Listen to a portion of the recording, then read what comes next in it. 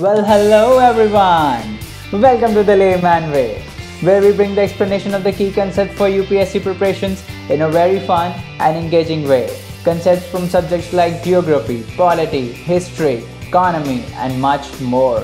And guys, we are trying to create a big impact by providing quality education, and you can be a part of this beautiful journey by doing just three things: liking the video, subscribing to the channel, and recommending the video to your friends.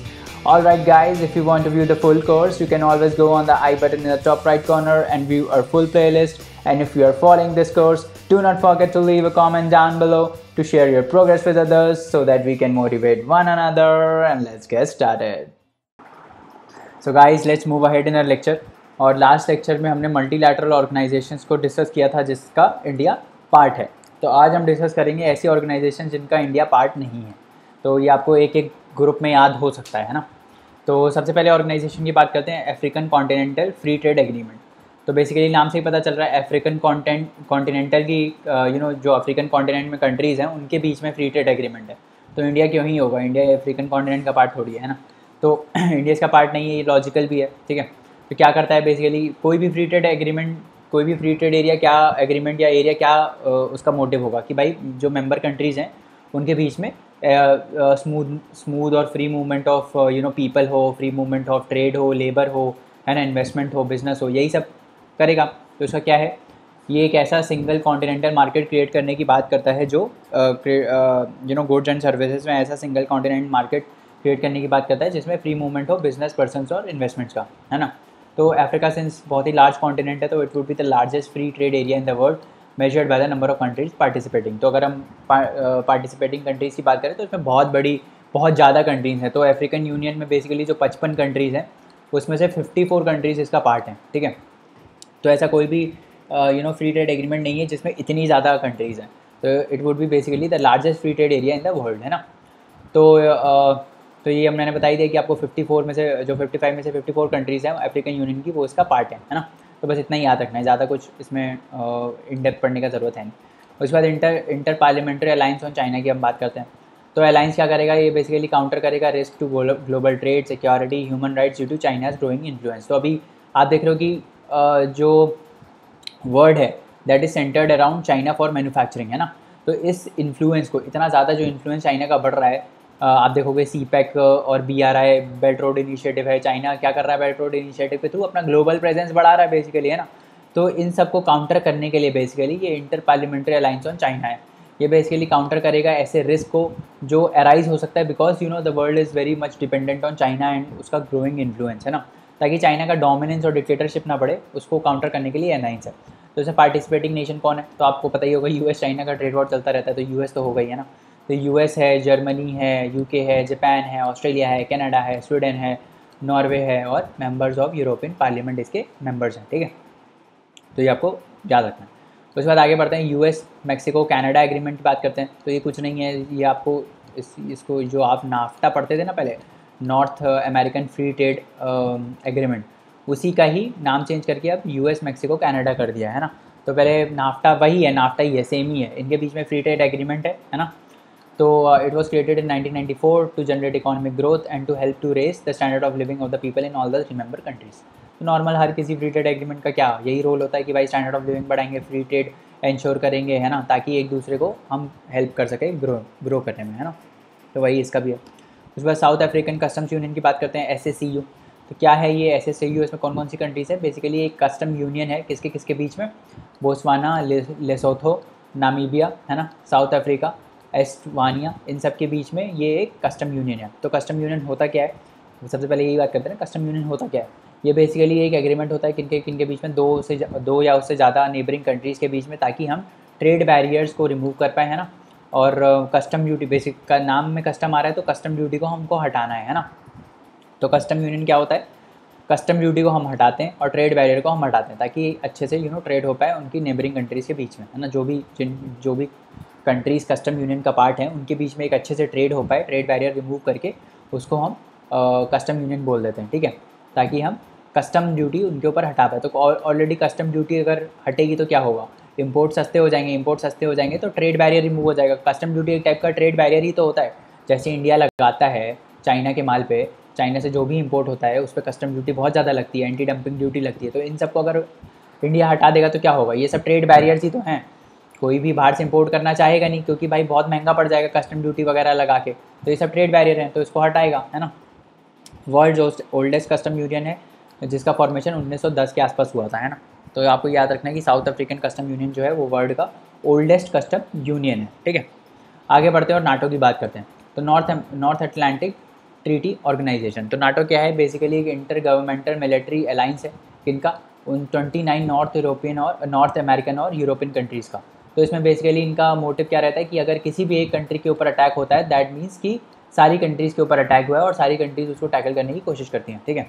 इसका headquarter कहाँ है? Brussels, Belgium में। तो इस ये जो principal है, जिसमें मैं ये बोल रहा हूँ कि एक कंट्री पर अटैक है तो मतलब सारी कंट्रीज़ पर अटैक है, that is called a system of collective defence, ठीक है। सारी कंट्रीज़ एक दूसरे को प्रोटेक्ट करती हैं, है ना। It was establish by the North Atlantic Treaty in 1949। तो 1949 में इसको इस्टेब्लिश किया गया था। हेडक्वार्टर कहाँ है? ब्रसेल्स, बेल्जियम में। अभी आपको याद रखना है कि 29 मेंबर हैं इसके, है ना। 29 अमेरिकन और यूरोपियन कंट्रीज इसके मेंबर्स हैं। उसके बाद आगे बढ़ते हैं और OIC की बात करते हैं, ऑर्गेनाइजेशन ऑफ इस्लामिक कोऑपरेशन। तो क्या है OIC? This is basically a collective voice of Muslims in the world, है ना। तो इसको ऐसे बोला जाता है कि it is the collective voice of Muslim in the world. कब कब इस्टेब्लिश हुई थी? ये 1969 में इस्टेब्लिश हुई थी। 57 स्टेट्स इसके मेंबर हैं। ऑब्वियसली इंडिया इसका मेंबर नहीं है ना। ऑफिशियल लैंग्वेजेस इसकी अरबिक, इंग्लिश और फ्रेंच है। एडमिनिस्ट्रेटिव क्वार्टर्स कहाँ है? जेडा, सऊदी अरेबिया में, है ना। तो ये आपको याद रखना है। It is a intergovernmental organisation founded in 1969। Membership कितने हैं? 57 स्टेट्स के मेंबर हैं, मतलब 57 इसका मेंबर है। इंडिया इसका मेंबर नहीं है। Collective voice of Muslim world है, बस इतना आपको याद रखना है। यूरेशियन इकोनॉमिक यूनियन की अब हम बात करते हैं। तो अच्छा, ये बेसिकली न्यूज़ में मैं बता देता हूँ क्यों था, क्योंकि रिसेंटली इंडिया को एज अ ऑब्जर्वर इसमें पार्टिसिपेट करने का मौका मिला था। तो पाकिस्तान ने बॉयकॉट कर दिया था इसको कि भाई इंडिया को आप कैसे इंक्लूड कर रहे हो इस टाइप से। ऐसा कुछ न्यूज़ में चलता रहता है। तो बस इसीलिए हमको बस जानने का इंपॉर्टेंट है कि ये है क्या ऑर्गेनाइजेशन, है ना। तो इतना इंपॉर्टेंट है। उसके बाद आगे बढ़ते हैं और यूरेशियन इकोनॉमिक यूनियन की हम बात करते हैं। तो यूरेशियन इकोनॉमिक यूनियन तो इकोनॉमी से डील करेगा, है ना। कुछ इकोनॉमिक यूनियन या क्या मतलब है? इकोनॉमिक यूनियन मतलब कि कुछ फ्री मूवमेंट अलाउ करेगा गुड्स एंड सर्विसेज का, है ना। तभी उसी से इकोनॉमी बढ़ेगी एक दूसरे की। तो इस यूनियन का जितने भी लोग पार्ट हैं उसको क्या करेगा? उसमें बेसिकली फ्री मूवमेंट क्या होगा? किसका गुड्स होगा, सर्विसेज का, कैपिटल का, लेबर का, है ना। और इन सब का फ्री मूवमेंट होगा, है ना। और एक हार्मोनाइज और सिंगल पॉलिसी क्रिएट करेंगे इन्हीं सेक्टर्स में, ताकि कोऑपरेशन मेंटेन किया जा सके। कोई भी यूनियन का पार्ट यही होता है, कोऑपरेशन मेंटेन करना, कोऑर्डिनेट करना पॉलिसीज़ को। तो वही सब ये इसका मोटिव है। कब इस्टेब्लिश हुआ था? फोर्स में कब आया? 2015 में। मेंबर्स कौन कौन है? Russia, Belarus, Kazakhstan, Armenia, Kyrgyzstan, ठीक है। तो ये जो रशिया, बेलारूस, कजाकिस्तान है, इन्होंने इसको इनिशियली फाउंडिंग मेंबर्स कौन कौन है अगर कोई पूछे तो रशिया, बेलारूस और कजाकिस्तान इसके फाउंडिंग मेंबर्स हैं, ठीक है। ये है यूरेशियन इकोनॉमिक यूनियन, ठीक है। उसके बाद आगे बढ़ते हैं और EBRD की बात करते हैं। EBRD क्या है? European bank for reconstruction and development. तो एक मल्टीलैटरल डेवलपमेंट बैंक है जो 1991 में इस्टेब्लिश हुआ था, ताकि प्राइवेट और इंटरप्रेन्योरियल इनिशिएटिव जो हैं यूरोप में उनको बढ़ावा दिया जा सके, है ना। कोई भी नया फर्म आना है तो उसको बेसिकली लोन प्रोवाइड करता है ये, ठीक है। कहाँ पे? यूरोप के, ध्यान रखना यूरोप के हैं। हेडक्वार्टर कहाँ है इसका? लंदन में है। मेंबर्स कौन कौन है? क्या सिर्फ यूरोप के इसके मेंबर्स हैं? नहीं, ये बहुत इंपॉर्टेंट है। क्या सिर्फ ये यूरोप के मेंबर्स हैं? नहीं, मेंबर्स बाकी इंडिया भी इनफैक्ट इसका मेंबर है ना। तो it has members from all over the world and the biggest share holder किसके पास है? US के पास। तो US के पास सबसे ज़्यादा मेजर शेयर होल्डिंग है ना। बट ये लैंड किसको करता है? सिर्फ अपनी जो रीजनल कंट्रीज़ होती हैं उन्हीं को ही ये लैंड करता है। तो ये आपको ध्यान रखना है कि मेंबर्स तो हैं बट लैंडिंग जो है इसकी वो रीजनल मेंबर कंट्रीज़ को ही करता है ना। तो EBRD एक अपने में एक यूनिक डेवलपमेंट बैंक है that will not finance coal power plants, मतलब जो भी ऐसे इन्वायरमेंटली डिस्ट्रक्टिव चीज़ें होती हैं। मान लो कोई स्टार्टअप ऐसा आ रहा है जो कोल से रिलेटेड है, कोल पावर से रिलेटेड है ना, तो उसको ये फंड नहीं करेगा। तो ऐसी जो फर्म्स हैं जो इन्वायरमेंटल इम्पैक्ट क्रिएट करती हैं, नेगेटिव इन्वायरमेंटल इम्पैक्ट क्रिएट करती है, उनको ये फंड नहीं करता है ना। इसने प्लेस किया है कि भाई हम 40% ऑफ द फाइनेंसिंग हम किसको देंगे? ग्रीन इनिशिएटिव्स को देंगे, ग्रीन इन्वेस्टमेंट्स को देंगे बाय 2020। इंडिया की इसमें शेयर होल्डिंग है बट इंडिया जो है वो EBRD फाइनेंसिंग का रेसिपिएंट नहीं है, क्योंकि ये तो मेंबर कंट्रीज़ को ही, मतलब जो रीजनल कंट्रीज़ होती हैं, जो रीजनल यूरोप की कंट्रीज़ हैं, उन्हीं को ही ये फाइनेंस करता है ना। इनफैक्ट US को भी नहीं मिलता है। US इसका लार्जेस्ट शेयर होल्डर है बट US को नहीं मिलता है इससे फंड, है ना। तो ये आपको याद रखना है। उसके बाद हम किसी बात करते हैं UGCC की, है ना। GCC की बात करते हैं, क्या है, गल्फ कोऑपरेशन काउंसिल है। तो गल्फ कोऑपरेशन बेसिकली जो गल्फ की कंट्रीज़ हैं, है ना, उनका काउंसिल है ना। कोऑपरेशन वर्ड नाम में ही आ गया, तो ये एक दूसरे के साथ कोऑपरेट करती हैं, है ना। बस इतना ही याद रखना है। Basically intergovernmental political economic union है 6 कंट्रीज़ का। कौन कौन सी 6 कंट्रीज़ हैं? Bahrain, Kuwait, Oman, Qatar, Saudi Arabia and UAE। इसको शॉर्ट फॉर्म में अगर आपको याद करना है तो इसका निमोनिक क्या है? ओम, ओम से आ गया ओमान, ओम का से आ गया कतर, है ना, ओम का। और उसके बाद आप आ जाओ सारा, है ना, सारा इज़ सऊदी अरेबिया, ऐसे इज़ फॉर सऊदी अरेबिया। सारा से ऐसे ही बना लो कुछ, शादी, है ना। कब, कब कैसे आएगा? कब इज़ कुवैत, कब मतलब ऐसे, कब KU मतलब कुवैत, B मतलब बहरीन, और फिर हुई, है ना, हुई मतलब HUAE, UAE इज़ UAE, है ना। तो ओम का, ओम अलग वर्ड है, का सारा, है ना, सारा से शादी कब हुई, है ना। तो OM is Oman, KA is Qatar, SA is for Saudi Arabia, कब में KU is Kuwait, B is Bahrain, और हुई में UAE, है ना। तो ऐसे आप बना सकते हो, ये मैंने खुद बनाया है, तो आप भी ऐसे कुछ करके वर्ड बना सकते हो रटने के लिए, है ना। तो कौन कौन से मेंबर हैं? Bahrain, Kuwait, Oman, Qatar, Saudi Arabia and UAE, है ना। सारी जो कंट्रीज़ हैं इसमें वो मोनार्कीज़ हैं। तो ये आपके लिए मैंने शॉर्ट फॉर्म लिख भी दिया है, ओम का सारा से शादी कब हुई, तो इसको आप याद कर सकते हो, या जो अपना निमोनिक बनाना है तो वो भी बना सकते हो। इसमें से 3 कॉन्स्टिट्यूशनल मोनार्कीज़ हैं। कौन कौन सी कॉन्स्टिट्यूशन मोनार्कीज़ कौन कौन सी हैं? कतर, कुवैत और बहरीन। और 2 एब्सोल्यूट मोनार्कीज़ हैं, सऊदी अरेबिया एंड ओमान, और एक फेडरल मोनार्की है जो कि है UAE। तो ये आपको बस नॉर्मल याद रखना है। उसके बाद GCPOA की बात करते हैं, joint comprehensive plan of action. तो किसके किसके बीच में है GCPOA? ये बेसिकली डील है ईरान और P5+1 नेशंस के बीच में। तो P5 में हमने देखा था कौन कौन आता है, US, UK, फ्रांस, रशिया और चाइना। और इसके अलावा ये 1 कौन है? 1 इसमें है जर्मनी, है ना। तो 1 इसमें जर्मनी है, ईरान। तो आपको याद रखना किसके किसके बीच में, पहला इंपॉर्टेंट क्वेश्चन तो यही है, किसके किसके बीच में? ईरान एंड P5+1 नेशन, है ना। किसने एंडोर्स किया? यूनाइटेड नेशन सिक्योरिटी काउंसिल के रिजोल्यूशन से ये पास हुआ था 2015 में। उसके बाद ऑब्जेक्टिव क्या है? इसका ऑब्जेक्टिव ये है कि भाई ईरान को हमको प्रिवेंट करना है न्यूक्लियर वेपन्स बनाने में, है ना। तो ईरान को प्रिवेंट करना है हमको न्यूक्लियर वेपन्स बनाने में, वो इसका बेसिकली मोटिव है। US ने विड्रॉ कर लिया था इससे, उन्होंने बोला था कि भाई जो ईरान है वो अपने जो प्रोविजंस हैं उसको फॉलो नहीं कर रहा है ना। तो it allows for any party to trigger a process that snaps UN sanctions on Iran back into the place if Iran is not complying with the deal. अगर ईरान कंप्लाई नहीं कर रहा है तो US सैंक्शन लगा देगा Iran के ऊपर, ट्रेड पे, है ना। तो ईरान जो अपना ऑयल वगैरह बेचता है उस पर सैंक्शन लग जाएंगे, है ना। तो ये है JCPOA। उसके बाद आगे बढ़ते हैं, डिजिबूटी कोड ऑफ कंडक्ट की बात करते हैं, या फिर इसको जेडा अमेंडमेंट भी बोलते हैं। तो ये बेसिकली किससे रिलेटेड है? ये बेसिकली जो आर्म्ड पायरेसी होती है ना, पायरेसी ऑफ शिप्स, उससे रिलेटेड है ना। रॉबरी और पायरेसी ऑफ शिप्स इस सबसे रिलेटेड है। तो बस आपको ये याद रखना कि ये डिजिबूटी कोड ऑफ कंडक्ट किससे रिलेटेड है? Piracy and robbery of ship से रिलेटेड है। तो basically it aims at repression of piracy and armed robbery against ships, है ना। तो उसको ये जो पायरेसी और आर्म्ड रॉबरी है शिप्स की, इसको प्रिवेंट करने के लिए, इसको रिप्रेस करने के लिए ये अमेंडमेंट आया था। कहाँ पे? वेस्टर्न इंडियन, कौन से रीजन है? Western Indian Ocean region in the Gulf of Aden and Red Sea, है ना। तो यहाँ पे पायरेसी को प्रिवेंट करने के लिए, शिप्स की पायरेसी को प्रिवेंट करने के लिए ये एग्रीमेंट आया था। इंडिया ने इसको ज्वाइन किया है। India join Japan, Norway, UK, US as observers, है ना। तो इंडिया इसका ऑब्जर्वर है, परमानेंट मेंबर नहीं है, ठीक है। तो ये आपको याद रखना है, इंडिया क्या है? इंडिया इसका ऑब्जर्वर है, ठीक है। और कौन कौन से कंट्रीज इसका ऑब्जर्वर है? Japan, Norway, UK and US। Djibouti Code of Conduct की बात करते हैं, मैरीटाइम मैटर्स पे डील करता है। 18 मेंबर स्टेट्स हैं। कौन कौन से हैं? जो गल्फ़ और रेड सी के आसपास मेंबर्स हैं ना, वो सारे। तो जो भी रेड सी और गल्फ़ ऑफ एडन के कोस्ट पे जो उसको सराउंड करते हैं, वो सारे इसके मेंबर्स हैं, है ना। The east coast of Africa and island countries in the Indian Ocean region. इसके अलावा रेड सी और गल्फ़ ऑफ एडन के अलावा ईस्ट कोस्ट ऑफ अफ्रीका पे जो हैं और इंडियन ओशन रीजन की जो आइलैंड कंट्रीज़ हैं वो भी इसके मेंबर्स हैं। टोटल 18 मेंबर स्टेट हैं, याद करने की ज़रूरत नहीं है। जापान ने 5 आइस को ज्वाइन कर लिया। ये 5 आइस कौन है? जापान 6th आई बन गया है बेसिकली। तो 5 आइस देख लेते हैं, 5 आइस कौन है। तो 5 ice basically Australia, Britain, Canada, New Zealand और US को हम बोलते हैं। ये इनका एक कोलैबोरेशन है जिसको हम 5 आइस बोलते हैं। ये क्या करते हैं भाई? जो नॉर्थ कोरिया और चाइना का थ्रेट है उसको काउंटर करने के लिए बेसिकली 5 आइस हमारा बना था, है ना। अब इसको जापान ने भी ज्वाइन कर लिया। उसके बाद आगे बढ़ते हैं और हम बात करते हैं किसके ऊपर? UNCTAD इन्वेस्टमेंट प्रमोशन अवार्ड्स के बारे में।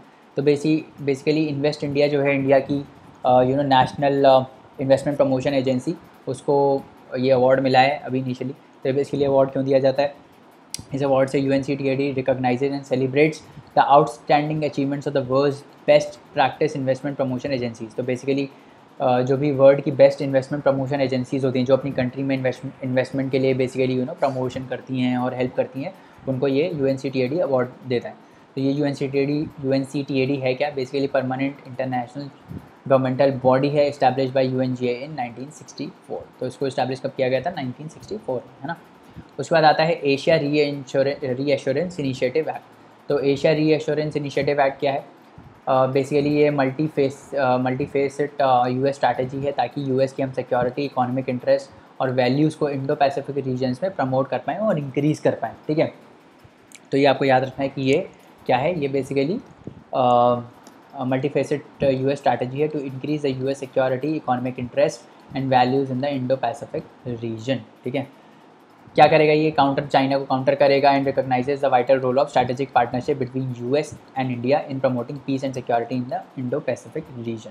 तो बेसिकली चाइना को काउंटर करने के लिए और पीस इंश्योर करने के लिए इंडो पैसिफिक रीजन में ये बेसिकली US और इंडिया के बीच में पार्टनरशिप है, ठीक है। आगे बढ़ते हैं, अब टेरिटोरियल सी डिस्प्यूट्स की बात करते हैं। तो साउथ चाइना सी में बहुत ही ज़्यादा डिस्प्यूट चलता रहता है और बहुत इंपॉर्टेंट भी है ना। तो यहाँ पे कुछ लोकेशंस बहुत इंपॉर्टेंट है। पहला हम बात करते हैं कौन कौन सी डिस्प्यूटेड टेरिटरीज़ हैं। तो पहला है पार्सल आइलैंड्स, स्पार्टली आइलैंड्स, है ना। और यहाँ पे एक आता है स्कारबोग रीफ करके, वो भी है फिलीपींस के बगल में, यहाँ पे है कहीं स्कारबोग रीफ, है ना। तो वो भी डिस्प्यूटेड टेरिटरी है ना। सेनकाकू आइलैंड्स इधर हैं जो जापान और आपके इधर कहीं है। सेनकाकू आइलैंड्स जो जापान और चाइना के बीच में डिस्प्यूटेड है, वो ईस्ट चाइना सी में है ना। और ये सब जो है पार्सल्स, पार्टलीज, ये सब कहाँ है? साउथ चाइना सी में। तो डिस्प्यूट है इनके बीच में, है ना। तो स्पार्टली आइलैंड्स जो हैं उनमें क्या क्या कौन कौन सी रीफ्स आती हैं, ये सब बहुत ही ज़्यादा डिटेल में जाने की ज़रूरत नहीं है, बस ऐसे नॉर्मल याद रखो, है ना। सभी रीफ, ह्यूगेस, गावेन, मिस्टीव, जॉनसन, पुटेरिया और फिलेरी क्रॉस रीफ, ये सब डिस्प्यूटेड टेरिटरी है ना। और फिर एक है नटूला आइलैंड जो इंडोनेशिया के पास है, जिस पे इंडोनेशिया का क्लेम है बट चाइना बोलता है ये हमारा पार्ट है। तो चाइना बेसिकली क्या है ना, चाइना का एक 9 डैश लाइन है। 9 डैश लाइन बेसिकली वो लाइन है जिसमें चाइना बोलता है कि यहाँ पे हमारा अथॉरिटी है। तो वहाँ पे ये सब सारे जो आइलैंड्स हैं वो चाइना इसको इंक्लूड कर देता है 9 डैश लाइन के अंदर, बोलता है ये सारा हमारा है। और ये लोग जो हैं वियतनाम, इंडोनेशिया, मलेशिया, ये बोलते हैं नहीं ये तो हमारा भी पार्ट है। फिलीपींस भी बोलता है कि हमारा पार्ट है। तो बेसिकली डिस्प्यूट चलता रहता है ना। तो यही है। अब जैसे पार्सल है, पार्सल पे वियतनाम का भी क्लेम है, फिलीपींस का भी क्लेम है ना। तो इस टाइप से चाइना का भी क्लेम है। तो पार्सल आइलैंड्स डिस्प्यूटेड टेरिटरी है ना। नाटुला आइलैंड्स पे इंडोनेशिया, मलेशिया दोनों का क्लेम है ना। तो ये भी वियतनाम का भी क्लेम है। तो वो सब डिस्प्यूट चलता रहता है ना। तो ये सब नॉर्मल है, बस आपको लोकेशन याद रखनी है कि इसमें इंपॉर्टेंट क्या है, इसमें लोकेशन इंपॉर्टेंट है। कि मान लो ऐसे नॉर्थ टू साउथ अरेंज करने के लिए आ जाए पार्सल्स, पार्टलीज, तो आपको पता होना चाहिए पार्सल्स, पार्टलीज, नाटूना ऊपर से नीचे तक है। पार्सल सबसे ऊपर आता है, फिर स्पार्टलीज आता है और फिर नीचे नाटूना आता है, ठीक है। तो ये आपको लोकेशन याद रखनी है इसमें, ठीक है। उसके बाद आगे बढ़ते हैं और इश्यूज़ रिलेटेड टू सिक्योरिटी की बात करते हैं। तो इसमें हम सबसे पहले बात करेंगे न्यूक्लियर की। तो इंडिया और न्यूक्लियर डिसआर्मामेंट की हम बात करते हैं। तो सबसे पहले 3 ट्रीटीज़ के बारे में बात कर लेते हैं। पहला है पार्शियल टेस्ट बैन ट्रीटी। तो पार्शियल टेस्ट बैन ट्रीटी 1963 में आई थी। ये जो न्यूक्लियर वेपन्स के टेस्ट है उसको बेसिकली उसको रोकने के लिए है ये ट्रीटी, है ना। टेस्टिंग ऑफ न्यूक्लियर वेपन्स को रोकने के लिए है, नाम से पता चल रहा है टेस्ट बैन ट्रीटी, है ना। उसके बाद दूसरा आता है treaty on non proliferation of nuclear weapons. कब आई थी? ये 1970 में आई थी, ताकि न्यूक्लियर डिसआर्मामेंट हम कर पाएँ। बेसिकली न्यूक्लियर वेपन्स को हम डिसआर्म कर पाएँ, मतलब उसके यूज़ को हम बेसिकली एक्सटेंड कर पाएँ या उसके यूज़ को कम कर पाएँ, या बेसिकली पूरा ख़त्म करने के लिए, न्यूक्लियर वेपन्स के पूरे यूज़ को ख़त्म करने के लिए ये आई थी। डिसआर्मामेंट क्या होता है? मतलब डिसआर्म करेंगे ना। आर्मेशन होता है मतलब हम आर्म्स यूज़ करेंगे। डिसआर्मामेंट मतलब हम अब आर्म्स यूज़ नहीं करेंगे, है ना। और ये बाइंडिंग ट्रीटी है जिन्होंने भी इनको साइन किया। उसके बाद आया एक comprehensive nuclear test ban treaty. ये कब आई थी? 1996 में आई थी। क्या करती है? सारे न्यूक्लियर एक्सप्लोजन्स को बैन करती है ना। तो कुछ कंट्रीज़ हैं जो न्यूक्लियर एक्सप्लोजन करती है टेस्ट करने के लिए, है ना। तो उससे एनवायरनमेंट बहुत ख़राब होता है। तो उसको बैन करने के लिए ट्रीटी आई थी, बट अभी तक फोर्स में ये नहीं आई है ना। तो ये 3 ट्रीटीज़ हैं मेजर। उसके बाद आगे बढ़ते हैं हम convention on the prohibition of nuclear weapons की बात करते हैं। कि क्या करता है? प्रोहिबिट करता है ऑब्वियसली न्यूक्लियर वेपन्स के यूज़ को, उसके टेस्ट को, है ना। इंडिया ने साइन नहीं किया है CTBT को। ये भी जो CTBT है इंडिया ने साइन नहीं किया है इसको, तो ये आप याद रखना। क्यों साइन नहीं किया है? Due to failure of the treaty to include a commitment by the nuclear weapon states to eliminate nuclear weapons within the time bound framework. तो जो भी इसको साइन करने वाले मेंबर्स, उन्होंने कोई कमिटमेंट नहीं दिया कि भाई हम मतलब हम इतने साल में 2-3 साल में हम न्यूक्लियर वेपन्स को हटा देंगे, ऐसा कोई कमिटमेंट दिया नहीं। तो इंडिया ने कहा हम भी क्यों साइन करें भाई, हम भी नहीं साइन करेंगे।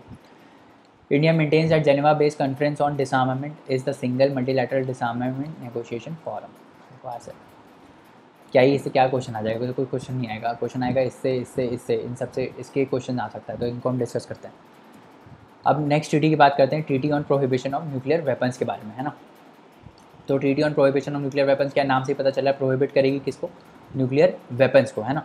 तो यूएन ट्रीटी है, कब आई थी? 2021 में बेसिकली ये आई है, मतलब रिसेंटली है, तो बहुत इंपॉर्टेंट हो जाता है ना। तो treaty was officially adopted in 2017 में, ऑफिशियली इसका अडॉप्शन हुआ था due to efforts by international campaign to abolish nuclear weapons. तो आईकैन इनिशिएटिव जो है, international campaign to abolish nuclear weapons, उसके थ्रू इसको इन्फोर्स किया गया था, है ना। 86 मेंबर स्टेट्स हैं जिन्होंने ट्रीटी को साइन किया है, उसमें से 51 ने उसको रेटिफाई किया है। कौन कौन से मेंबर्स ने इसको रेटिफाई नहीं किया है, कौन कौन से मेंबर्स के मेंबर्स नहीं है, उसमें से इंडिया भी एक है। इंडिया ने इसको वेरीफाई नहीं किया, तो ध्यान रखना, इंडिया ने इसको साइन नहीं किया है।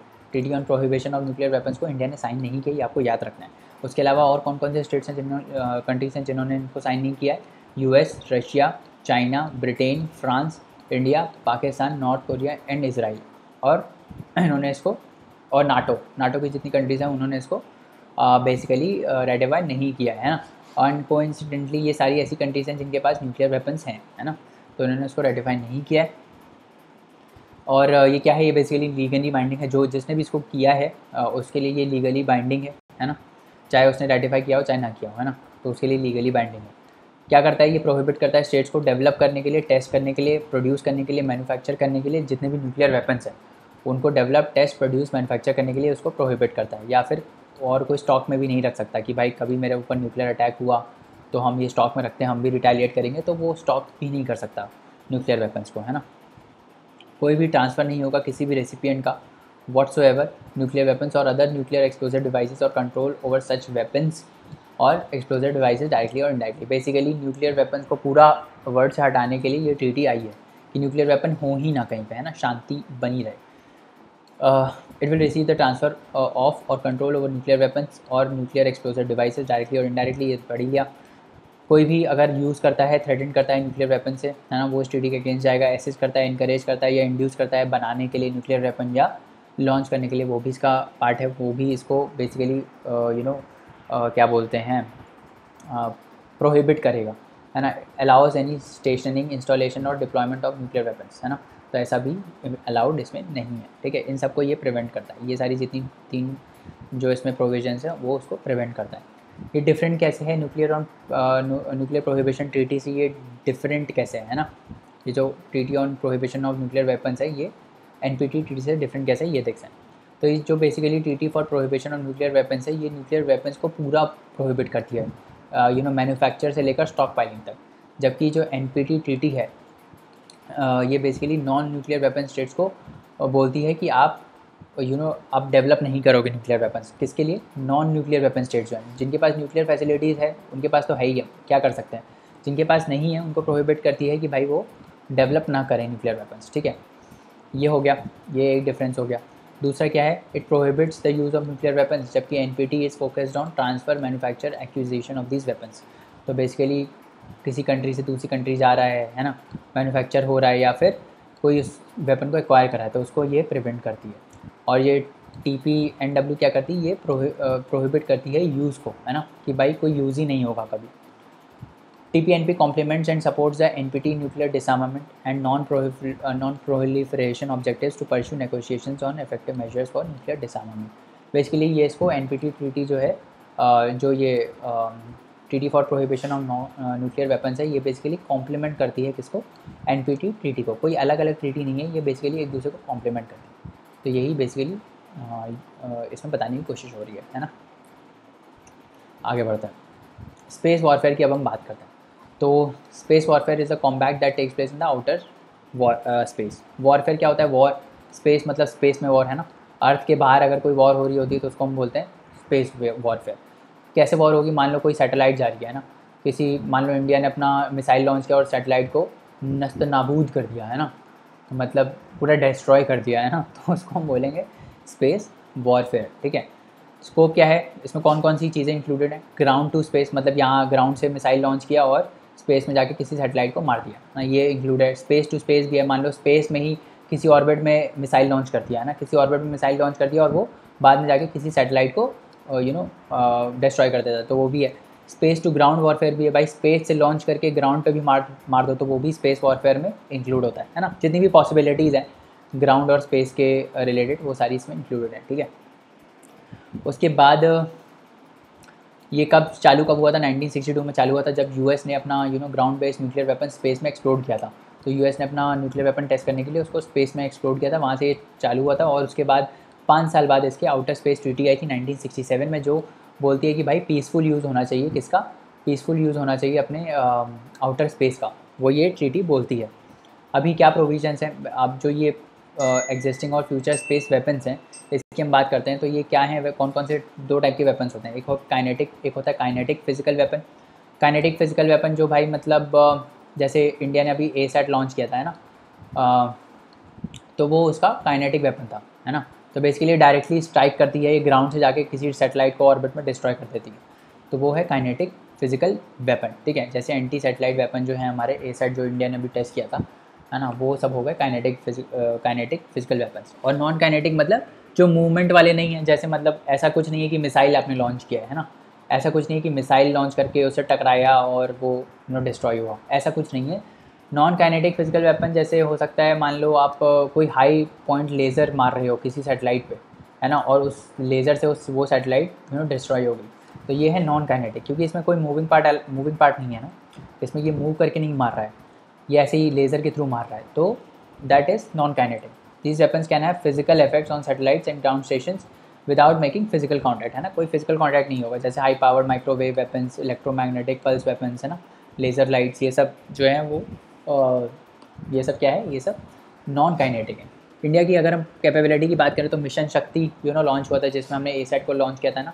मिशन शक्ति क्या था, मिशन शक्ति 2019 में इंडिया चौथा ऐसा कंट्री बन गया after US, Russia and China to successfully test a direct ascent anti satellite. ये जो था ना डायरेक्ट वाला काइनेटिक फिजिकल वेपन, वही है एसैट, है ना, जिसने सैटेलाइट को टारगेट किया लो अर्थ ऑर्बिट में और उसको डिस्ट्रॉय कर दिया। तो इस डेमोन्स्ट्रेशन से क्या हुआ कि भाई अब लोगों को पता चल गया, हाँ भाई अगर हम इंडिया के साथ नौटंकी करेंगे, इंडिया के सैटेलाइट्स के साथ हम स्पेस में नौटंकी करेंगे, तो हमारे साथ भी रिटेलिएशन हो सकता है ना। तो बस टेक्नोलॉजी डिमॉन्स्ट्रेट करने के लिए इंडिया ने किया था कि भाई दूर रहो, है ना, मतलब हम भी कम नहीं हैं आपसे। डिफेंस स्पेस एजेंसी की बात करते हैं, तो defence space agency was establish to command the space assets of the army, navy, air force including the military anti satellite capability. तो जो भी इन्फॉर्मेशन प्रोवाइड करती हैं मिलिट्री को, नेवी को, आर्मी को, उनके लिए डिफेंस स्पेस एजेंसी बनाया गया था। It will formulate a strategy to protect India's interest in space, including addressing space-based threat, है ना।